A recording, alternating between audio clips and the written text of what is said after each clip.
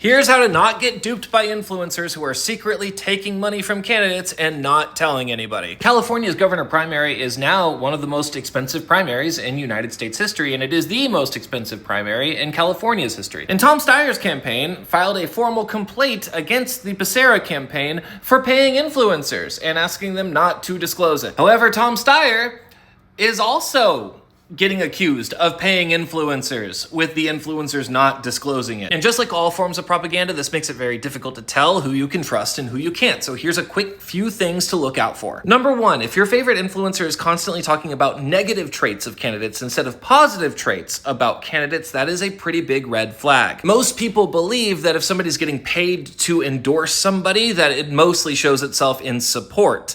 But that is not true. It is much easier to go viral with fear-mongering than it is to go viral from positivity. Campaigns also find it a lot easier to talk about problems than solutions to those problems. Number two, if your favorite influencer is talking about one candidate specifically over all of the other candidates, and especially if they're saying that every other candidate is bad and providing reasons why, that influencer might be getting paid to do that. Even if it's a candidate that you like and you agree with, if they're not talking about the other candidates in that race, then they might be getting paid to not talk about those other candidates. Number three is all or nothing attitudes. Political campaigns often do not want nuanced information. That's difficult for the public to digest. If an influencer is all hot or all cold about a variety of different topics, whether it comes to issues or whether it comes to candidates, that's a red flag. On the flip side, here's what you want to see. What you want to see is influencers talking about all of the different candidates, not just one. And what you want to see them do is talk about every stance that these candidates have. They will say, this person thinks that this is the solution.